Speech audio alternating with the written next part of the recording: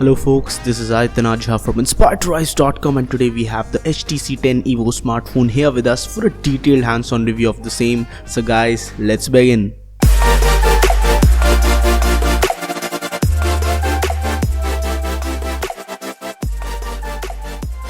The HTC 10 Evo smartphone comes with a 5.5-inch Quad HD display which has curved edge Gorilla Glass 5 and it is IP57 water and dust resistant. It weighs around 174 grams and on the right hand side we have the power button and the volume rocker for this smartphone. It has a very nice metallic style of design, and if you look closely on the left hand side we have the SIM tray slot for this one. It supports expandable storage up to 2 TB and has 3 GB of RAM and 32 GB of internal storage. It has a USB Type-C connector and you also get the speaker grill on the bottom and along with the small microphone. This specific model comes with HTC Boom sound. It has the dual stereo speaker setup. This phone would be available in gunmetal and gold colors. It comes with a 3200 mAh battery and almost every sensor that you would need for day-to-day operations. In terms of camera, it comes with a 16 megapixel main camera with a f2.0 aperture, PDAF, BSI sensor, OIS, dual LED flash, 4K video recording along with high resolution audio options,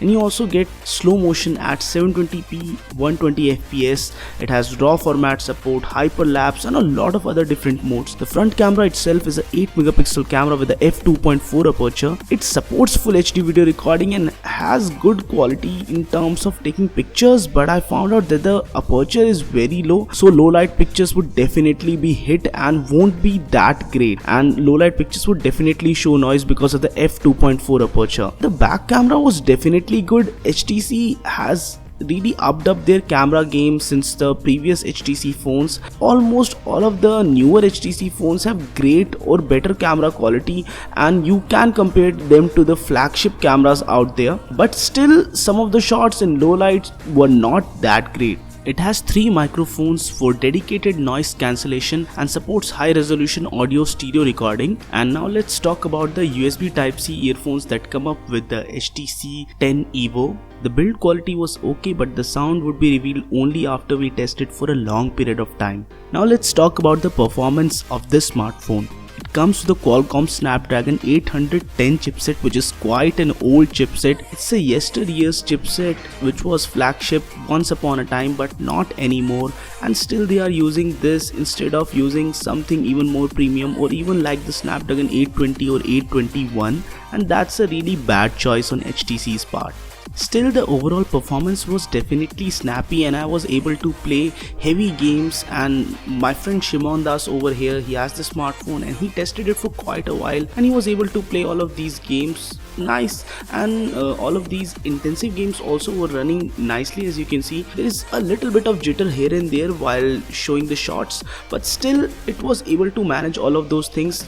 You can praise it for the very stock implementation of Android Nougat, and I guess that's why the phone feels smooth even with just 3 GB of RAM. Talking about the UI, it comes with HTC Sense and Android Nougat as the base, so that's one of the greater reasons behind the optimization of this smartphone, and it already has a 3200 mAh battery, so I can expect that the battery would last longer with Android Nougat. And in terms of notification shades and everything else, the UI is definitely good. It does feel snappy as opposed to any other HTC smartphone out there, but the chipset choice could definitely have been better. You can see all of the hardware and software details over here, and in terms of 3G networks and 4G networks, it supports almost all of the networks that are supported in India, and it supports 4G LTE up to 300 Mbps downloads.